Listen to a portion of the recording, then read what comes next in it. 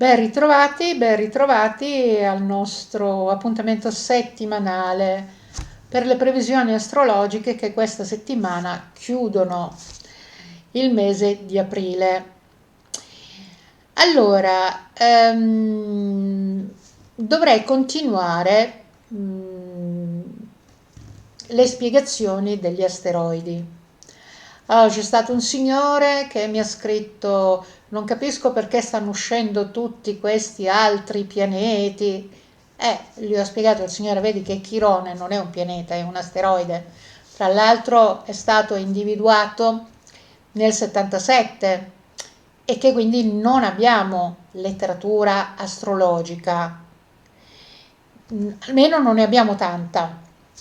E quindi ci siamo rifatti più che altro, almeno gli astrologi, la riunione degli astrologi internazionali hanno deciso di chiamare questo asteroide che era stato individuato. È chiaro che noi siamo negli anni 70 agli albori di tante scoperte astronomiche, no?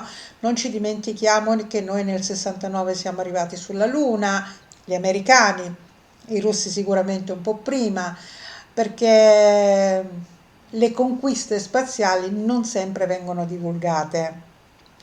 Neanche gli esperimenti che si fanno oppure i viaggi che si fanno non sempre vengono divulgati, però a questo a noi non ci interessa.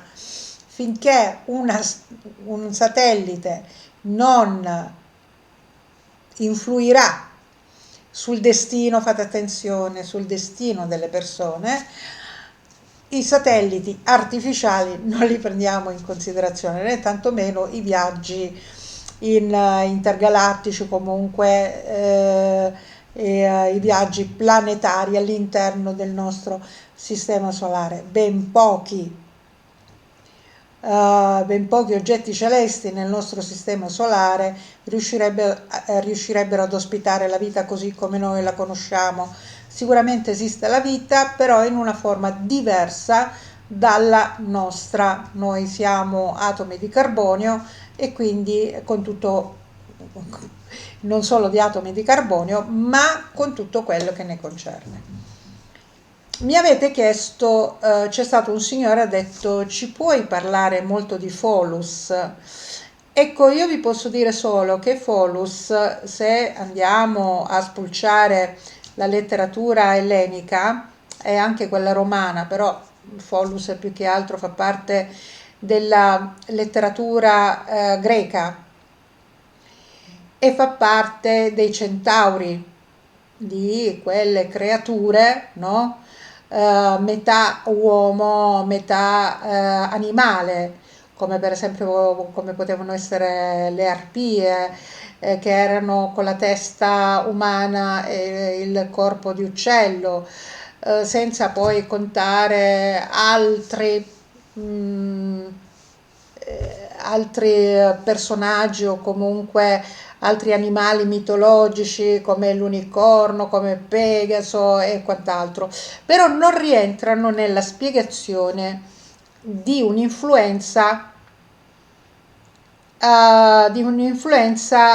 di un destino astrologico dei soggetti, delle persone. In questo noi non abbiamo letteratura. Ci sono persone che si sono sicuramente, diciamo, cimentate, però senza avere dei grandi risultati. Io però vi vorrei parlare di altri asteroidi che Chirone e Pholus fanno parte della cinta di Kuiper, soprattutto Pholus, perché la cinta di Kuiper inizia da Nettuno andando verso lo spazio immenso del cosmo, no? Però tutto è interconnesso, tutto è interconnesso. Noi umani cerchiamo nella ricerca di capire chi siamo e di cosa siamo fatti realmente, no? Perché è vero che noi abbiamo questo corpo di atomi di carbonio, però poi siamo tormentati dai perché. Perché del dolore, perché della gioia, perché della nascita, cosa ci faccio qui, a cosa servo? Eh, cioè, ci facciamo una miriade di domande, no? Perché forse noi avvertiamo, noi esseri umani, di qualcosa di molto più immenso che fa parte di noi. Ricordatevi che ieri vedevo A un passo dal cielo, mi sembra che si chiama così quella serie di Rai 1, e c'è stata una frase che mi ha colpito molto: l'altra faccia dell'amore è la paura. In effetti l'amore non è inteso come passione, ma è inteso come un abbraccio verso tutto quello che ci circonda e l'accettazione, no? Di tutto ciò che ci circonda, ma soprattutto l'accettazione di noi stessi e capire quanto noi possiamo dare agli altri e quanto gli altri sarebbero disposti a dare a noi. Bene, e quindi il fatto che ci facciamo sempre queste domande ci rende unici, perché dentro di noi c'è già tutto. È come se ogni essere umano, o comunque tutti gli esseri umani oggi esistenti, fossero un grande database delle leggi cosmiche. Poi ci sono persone che magari hanno una sensibilità maggiore e altri che magari hanno una sensibilità minore. È molto difficile che una persona che sia troppo legata alla materia abbia questa spinta, no? Mentale di vibrazione, di frequenza sia in uscita sia in entrata, che possa capire oppure cercare di capire esattamente chi è. Ricordatevi che nella vita il grande successo di ognuno di noi è quando noi ci rendiamo coscienti dei nostri limiti e sappiamo che possiamo agire solo in quel range di possibilità. E quindi nel momento in cui noi raggiungiamo questa consapevolezza, noi abbiamo già raggiunto il successo, perché abbiamo capito la nostra azione fin dove può arrivare, sia per noi stessi sia per gli altri. Adesso passiamo agli asteroidi. Vi faccio tutto questo discorso perché è necessario capire che noi siamo degli esseri speciali, tutti, anche gli stronzi. Scusatemi il francesismo, ma tutti, anche le persone più truci, che hanno una mente con delle formulazioni di convinzioni e di idee che partono verso la distruzione, no? Poi alla fine ci dobbiamo domandare: quella distruzione fondamentalmente a cosa serve? Perché esistono queste persone? E quindi è tutto un divenire nella consapevolezza di ciò che ci circonda. Sicuramente noi stiamo andando verso un'umanità completamente trasformata. È chiaro che nella presunzione di doppiare le capacità divine, ci siamo messi a ricreare noi stessi, prima con le bambole e poi con i robot. È come se noi cercassimo come essere umano, nell'immagine antropica, no? Quindi umana, la proiezione esterna di se stessi nella creazione, come se volessimo doppiare chi ci ha creati. E quindi è come se ci avvicinassimo, no? A chi ci ha creati, quelli che noi chiamiamo dei.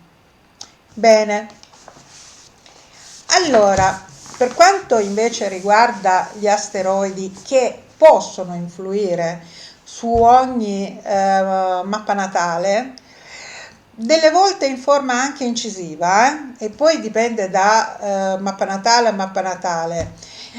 Qualcuno di voi dirà in quale sito noi possiamo trovare questi asteroidi. Ora, io non... Allora, c'è AstroSeek, non lo so se c'ha gli asteroidi, almeno tutti, oppure dovete mettervi le mani in tasca e scaricarvi AstroWorld. Io vi consiglio l'AstroWorld, quando ve lo scaricate, di prendere quello che costa di più, perché è completo in tutte le sue in tutti i suoi componenti di corpi corpi celesti, ok? Allora, Chirone l'abbiamo già eviscerato in lungo e largo. Ho ricevuto un'email in cui diceva: ma perché non ci racconti o comunque non ci spieghi che funzione ha Chirone per ogni segno? Ma guarda che io ve l'ho detto in lungo e largo Chirone esattamente che funzioni ha, quindi è inutile che ve lo dico in quel segno lì, perché non è tanto Chirone in quel segno, a meno che Chirone non si unisce, cioè non fa una congiunzione con un nodo lunare o con la luna nera. Allora a quel punto c'è una spiegazione ben diversa. È chiaro che se poi ce l'hai in pesci, sei nato già con una specie di badile che ti devi dare in mezzo ai denti un giorno sì e l'altro pure.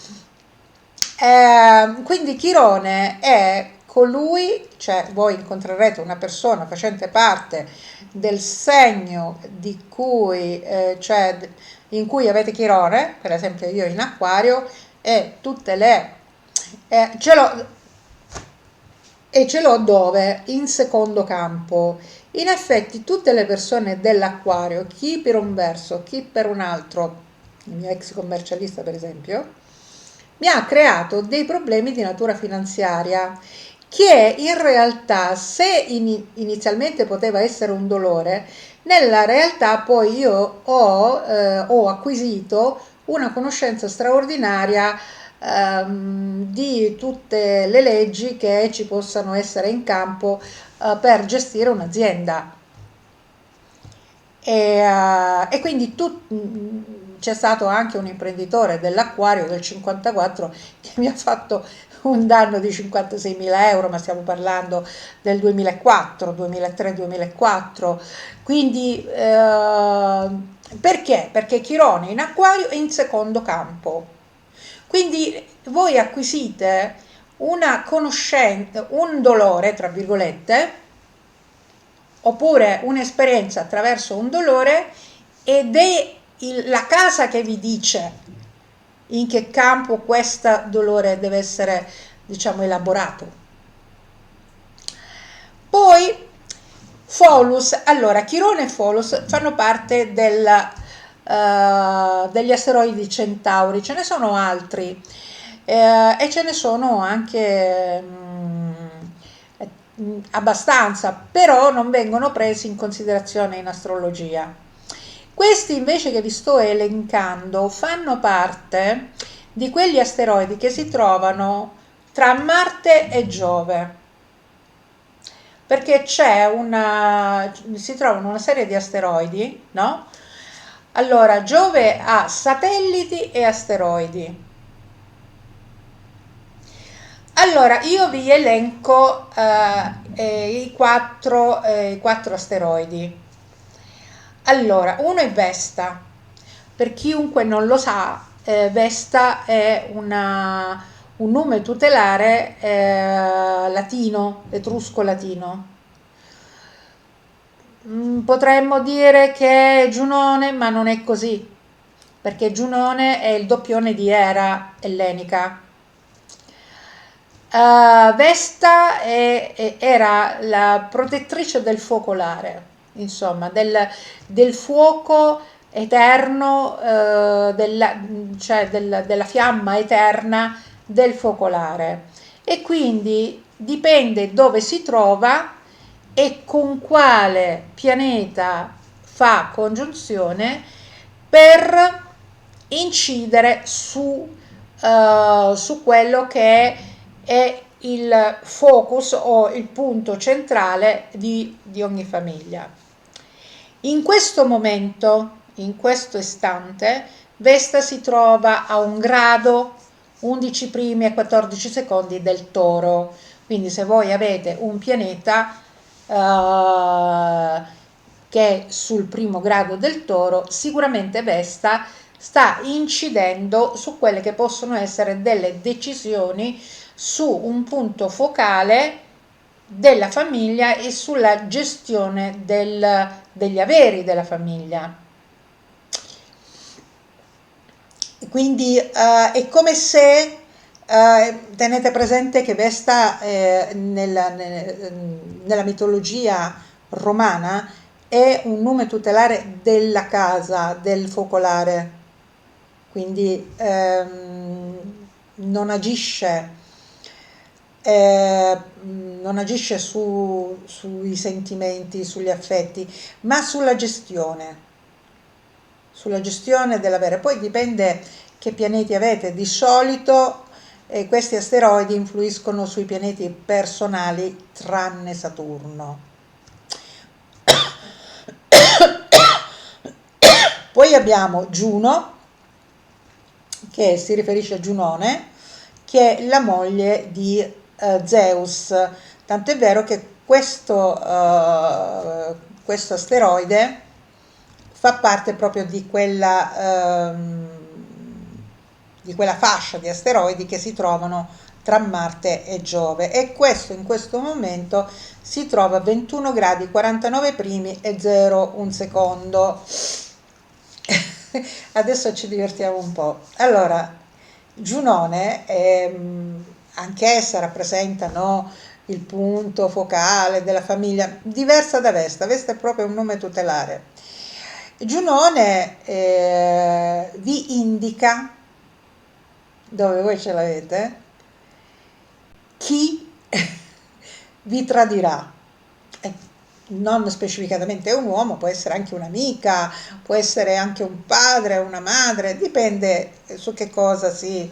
Perché tutta la letteratura mitologica per quanto riguarda Giunone, parliamo di tradimenti continui da parte del partner e oltre ai tradimenti del partner, le incazzature che si prendeva e che praticamente se la prendeva con tutti quei poveri disgraziati che avevano il peccato di essere nati da un tradimento di suo marito. Quindi Giuno ha a che fare più che altro con dove si trova e dove voi possiate averlo. L'orbita non me la sono andata a calcolare perché veramente era... E queste sono delle chicche, cioè nel senso proprio se proprio vuoi arrivare in una situazione, cioè a spulciare tutte le posizioni, no? Quindi Giuno, essendo la moglie di Zeus, no? Era, ha a che fare più che altro con i tradimenti del marito e la rabbia che esprime. La cosa interessante è che Giunone è una bellissima donna e però si fa sempre infinocchiare da Zeus e le ritorna sempre. Giuno, guarda caso, si trova nella fascia della fascia asteroidea tra Marte e Giove. Lei per partenogenesi partorisce Marte, quindi senza l'ausilio di un maschio, ok? E si trova tra Marte e Giove, guarda caso, no?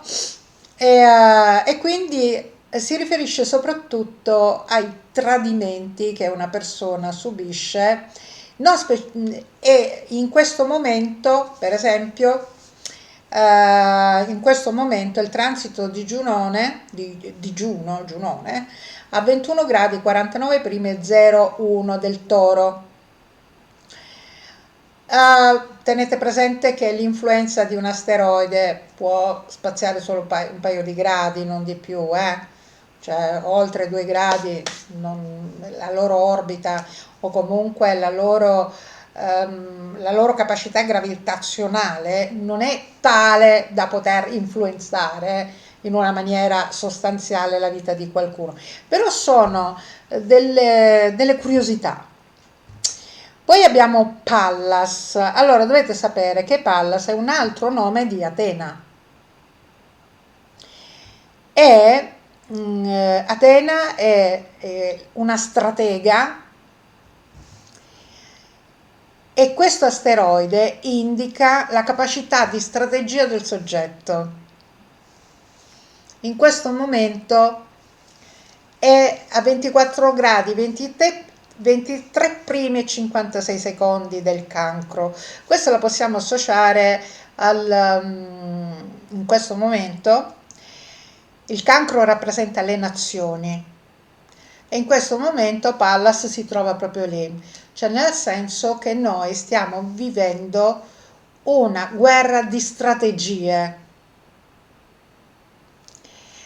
E vi posso dire che quando il Sole, più che altro l'autorità, si avvicinerà al 24esimo, noi potremmo avere una buona notizia da una parte e una cattiva notizia dall'altra. Però Pallas è legato alle strategie. E anche Pallas, adesso vi dovrei parlare dell'Areopago, non abbiamo tempo e poi non possiamo, questo non è uno spazio di studi classici, però io ogni tanto vi dico qualche cosa, quindi se voi andate a guardare Areopago, no? Vi racconta tutta la storia di Oreste che ammazza sua madre Clitemnestra, insomma, comunque Pallas è colei, perché è Atena fondamentalmente, che introduce l'Areopago, quindi ha a che fare anche con i delitti di sangue che sono delitti, diciamo, all'interno delle famiglie, no? All'interno oppure della stessa famiglia etnica. Ecco, quando il Sole arriverà su questo grado qua, sul 25esimo del Cancro, potremmo assistere a una forma di riconciliazione all'interno di una nazione di due etnie diverse. Poi abbiamo Ceres, che poi è Cerere. Cerere è legata soprattutto al benessere. Al benessere perché? Vi spiego subito. Perché Cerere è mamma di Pluto, che non è Plutone. E quindi, poi c'è anche Pluto, no? Però quel asteroide lì, siccome la ricchezza fondamentalmente oggi come oggi non è distribuita equamente per tutti gli esseri umani, no? E poi la ricchezza è un valore che gli umani danno alle cose. In realtà la ricchezza è quello che ti dà la natura per farti vivere e sopravvivere, no? Quello di creare ossigeno, quello di creare nutrimento organico e quant'altro, quella è la vera ricchezza, no? Invece poi abbiamo questi grandi delinquenti, perché sono dei delinquenti, che hanno quell'ardire o comunque quella prosopopea, quella tracotanza di appropriarsi di qualcosa e di mercificare una merce, cioè di mercificare qualcosa che la natura spontaneamente dà agli umani, bisognerebbe arrivare al grande consiglio degli anziani. Speriamo che ci arriviamo. Io sicuramente non sarò viva, eh, penso che non è lontano. Comunque, Cerere ha a che fare con l'immagazzinamento e comunque ha a che fare con il benessere, oppure dipende con la carestia, perché a Cerere Plutone e non Pluto gli ha scippato la figlia Proserpina, la famosa Persefone, no? E quindi Cerere è il nome latino della dea, la mamma di Persefone era, non mi ricordo in questo momento, se volete me lo scrivete sotto perché io vado a braccio, ragazzi, guardate, ci sono solo dei numeretti.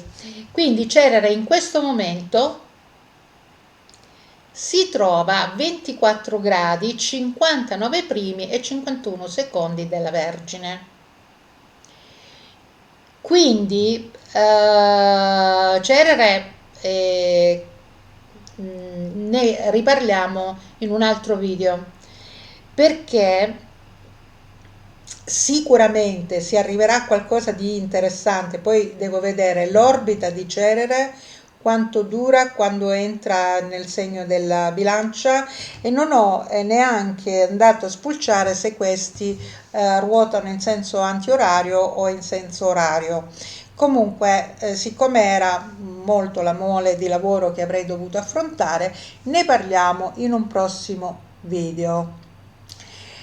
Quindi la posizione di Cerere al momento della nascita è interessantissimo. Vi posso dire che quelli che di solito sono riusciti da un seme poi avere un grande campo di grano,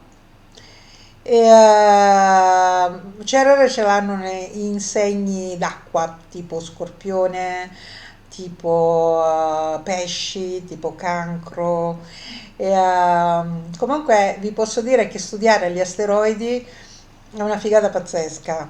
Fate attenzione però che l'influenza di questi asteroidi, soprattutto quelli interni, quelli tra Marte e Giove, anch'essi hanno una tolleranza di 2-3 gradi, non di più, no? Di congiunzione. Funzionano solo ed esclusivamente in congiunzione e in opposizione. Non si possono andare a guardare i sestili, i trigoni, i quadrati, assolutamente no. Loro danno un'influenza anche abbastanza importante, delle volte ti dicono pure il periodo in cui una persona, per esempio con Cerere, ti dice il periodo in cui uscirai fuori dal pantano della carestia, se siete in situazioni così complesse. Bene, ora vi ho dedicato 28 minuti e 34 secondi per parlarvi di questi asteroidi e naturalmente quello che io sono sicura che voi andrete a guardare dove ci avete Cerere. Cerere che mannaggia che non mi ricordo in questo momento esattamente la sua omologa greca, madre di Persefone, e tra l'altro era anche sorella di Zeus. Vabbè, adesso non mi ricordo il nome. Allora, perché Proserpina. Allora, io adesso mi devo spostare, altrimenti non riesco a darvi.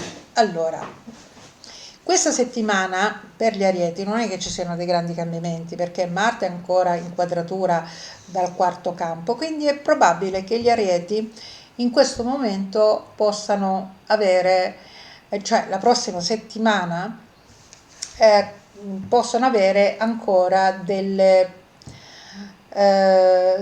noie a livello proprio familiare di casa. È come se si dovessero scontrare su una decisione. Perché vedete, Marte già sta malissimo in Cancro, se poi è in quarta è pure peggio, no? E voi il quarto campo dell'Ariete è proprio quello. Saturno ancora in 12, Saturno ve lo dovete godere fino al 2025 quando entrerà in contemporanea con Nettuno nel vostro segno. Quindi Saturno farà un lavoro molto di introspezione, molto di introspezione. Oddio, sarà positivo solo per gli arieti che lavorano all'interno di strutture sanitarie. Quelli otterranno dei benefici, però fondamentalmente se vogliamo andare a toccare la sfera finanziaria dobbiamo aspettare l'11 maggio quando Marte entra in Leone e quindi lì vi darà una bella sferzata di vitalità e poi soprattutto quando Giove entra nel segno del Toro, nel vostro secondo campo. Per il momento vi sta solo rompendo le scatole anche con una serie di noie di natura amministrativo-burocratiche. Ecco, fino adesso c'ero riuscita a mantenere, però iniziamo. Ecco qua, questo per quanto riguarda l'Ariete. E poi fatemi un favore, ve lo dico in napoletano. Io non sono napoletana, naturalmente sono salentina.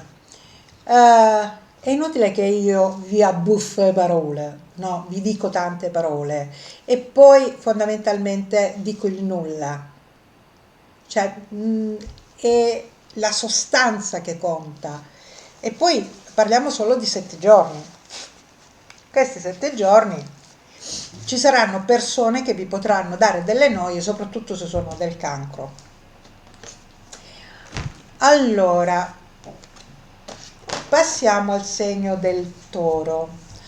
Allora, il segno del toro ha una Venere in secondo campo, un Marte in terzo e soprattutto i tori stanno aspettando questo Giove che li tiri un po' fuori da un pantano finanziario, non perché i tori stanno passando un periodo complesso sotto l'aspetto finanziario. Vi posso solo dire che la vita dei tori in questo momento è fortemente accelerata. Vi spiego per quale motivo. Perché i tori stanno subendo, soprattutto coloro che sono nati la prima e seconda decade, stanno subendo un sestile di Marte e di Saturno, Marte dal Cancro e Saturno dai Pesci. Marte è in terza, quindi il rapporto con le persone giovani, ma anche con i spazi che bisogna ricoprire velocemente, tipo viaggi veloci, non molto lunghi, ma anche 200 km o 100 km sono cioè dei bei chilometri da fare, soprattutto se la settimana prossima questo si verificherà spesso. È come se avete una serie di situazioni, no? Che vi porteranno a dovervi spendere, ma anche per persone a voi molto care e amici, perché Saturno è nell'11ª, quindi il campo delle amicizie e delle conoscenze, e anche per delle società o delle fondazioni o comunque tutto ciò che è aggregativo. E quindi è come se questi sestili, no, che vi stanno stimolando fortemente, però Marte e Saturno non sono gioiosi, se così vogliamo dire, no? Quindi dobbiamo attendere perché in questo momento il Sole è di transito nel vostro segno, Mercurio è retrogrado nel vostro segno, Urano nel vostro segno, quindi quello che vi sto dicendo di attività veloci e non sapete dove poggiare il deretano, se così vogliamo dire, e purtroppo è determinato da Urano, Mercurio e Sole nel vostro segno e i sestili di Marte e Saturno. È come se vi sentirete un po' come una pallina di flipper. Ehm, e non sempre i movimenti che dovete fare voi, gli spostamenti, sono piacevoli. È come se fossero dei doveri, non dei piaceri, perché uno si può girare il mondo in bicicletta, però godendosi il tutto. Invece per voi questa settimana sarà tutto un obbligo e questo vi sta dando un po'. Però una cosa buona ve la dico, tutto quello che voi farete dal 24 al 30 riuscirete in questa settimana a risolvere una serie di problemi che avevate sospesi. Quindi concludete il tutto, dice, e chi si è visto si è visto, anche perché tra poco arriva Giove e quindi Giove ha a che fare con la giustizia, non intesa come applicazione, ma intesa anche come contatto, però poi ne parleremo quando Giove arriva nel vostro segno. Io lo sto attendendo, lo direte, io sono della Vergine, un Giove trigono dalla nona è una gran figata, a meno che non avete qualcuno della vostra famiglia che ha problemi legali e via. Allora, i gemelli, ah ecco, ce l'ho ancora qua. Allora, i gemelli iniziano una giornata di lunedì con la luna nel segno e naturalmente la luna e Venere nel segno vi porta ad avere delle giornate inizio settimana molto molto molto piacevoli, a meno che voi al momento della nascita non avete Saturno in pesce oppure Saturno in gemelli, allora di per sé siete delle persone pessimiste. Pensate sempre al peggio e alle cose più brutte di questo mondo. Beh, allora forse questa Luna e questa Venere lunedì in congiunzione vi daranno una parentesi di gioia. Però vi posso dire che fondamentalmente la vostra settimana non è tanto negativa, anche perché poi la Luna passa in seconda, quindi gestione finanze, poi passa in terza comunicazioni e rapporti veloci con gli altri.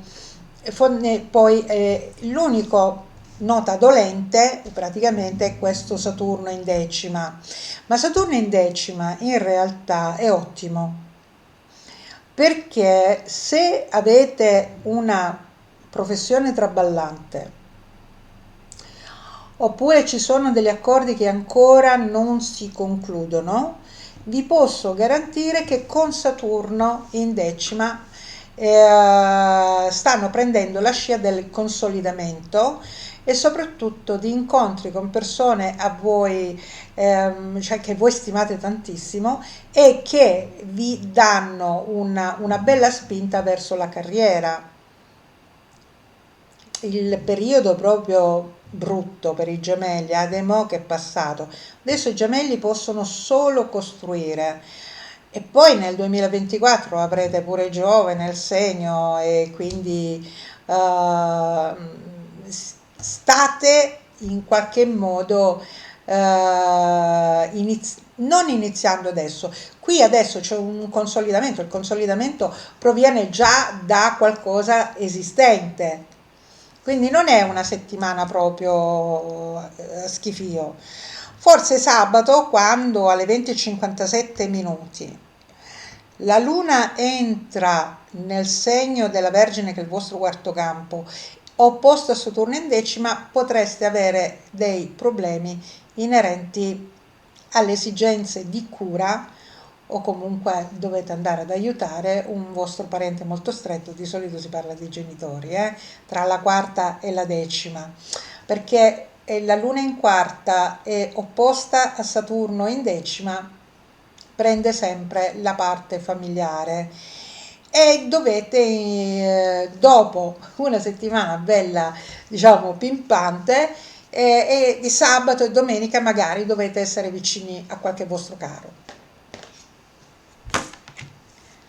Andiamo al segno del Cancro. Allora, il cancro ancora ha questo Marte di transito nel segno, però dobbiamo anche considerare un'altra cosa, che Saturno oramai è entrato nel vostro 10° campo. Ci sono state persone che mi hanno fatto una domanda abbastanza sì, interessante sotto certi aspetti. Ma io sono della prima decade, no, io sono della seconda decade, ancora Saturno non fa nessun effetto. Cari miei, quando entra Saturno te lo senti subito e acchiappa tutti i 30 gradi, eh? Cioè non è che deve, magari quello che tu eh, prenderai come coscienza, no? O come una cosa,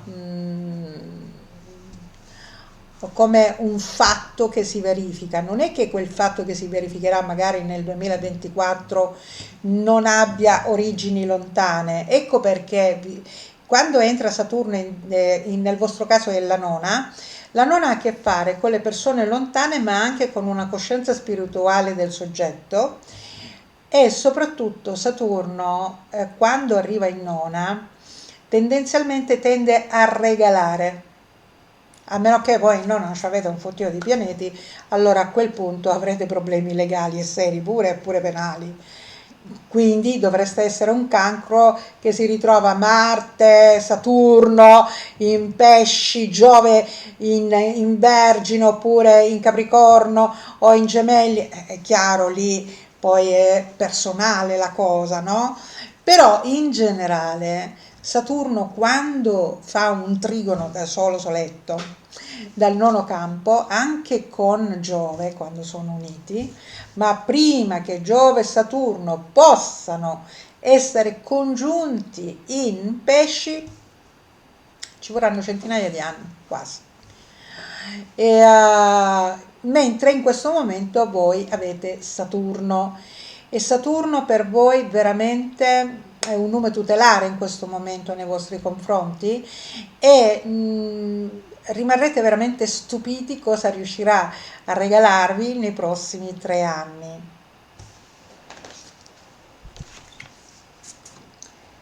Andiamo al segno del leone.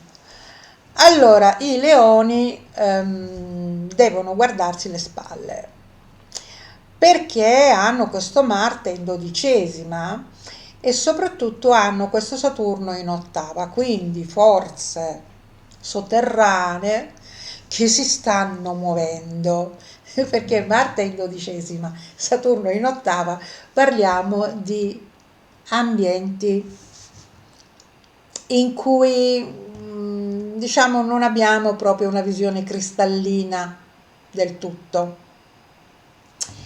Quindi è una settimana in cui veramente vi dovete guardare le spalle, soprattutto coloro che sono nati il 23 luglio, perché hanno un'opposizione di Plutone, quindi va ancora a dare una bella botta su Saturno che è in 8ª, cioè come se lo rafforzasse.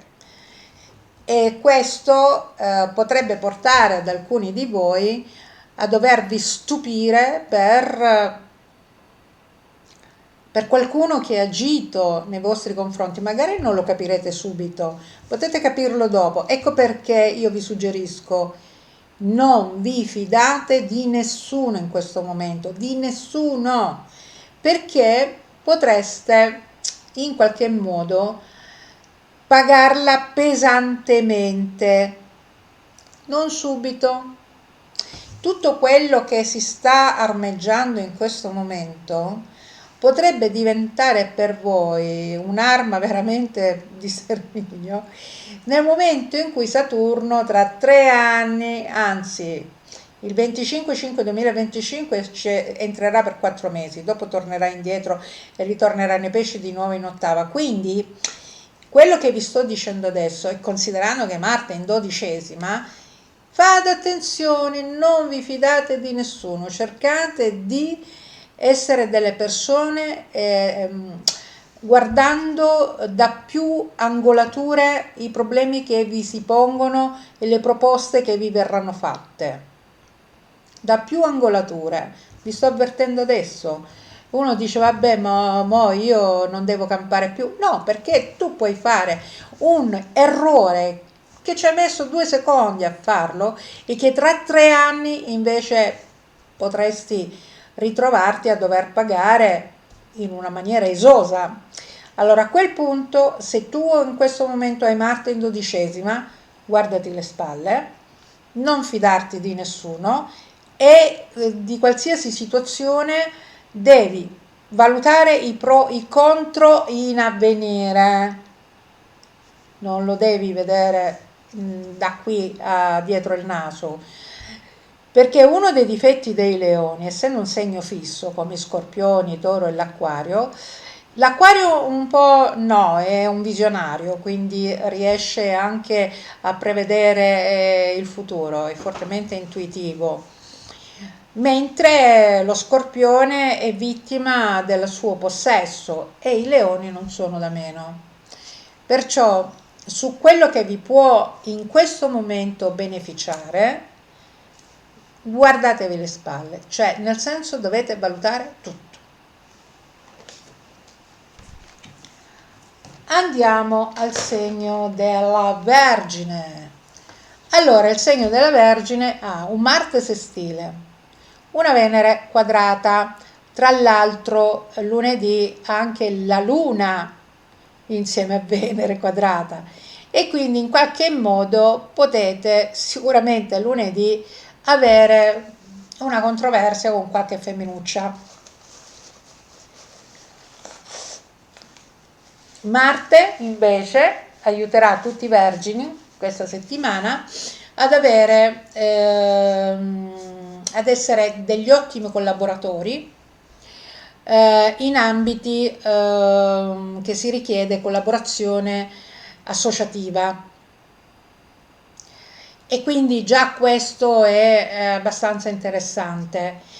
Perché? Perché i vergini stanno passando al setaccio qualsiasi rapporto o contratto che hanno stipulato o che stanno per mettere in campo un affare che naturalmente dovrà essere seguito attentamente, perché Saturno richiede l'attenzione e ti chiede anche di non essere carlona, cioè nel senso che Saturno è in settima.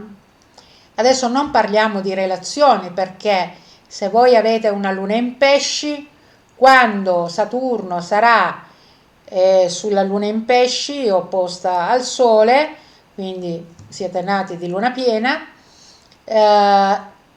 ecco, entrerà nella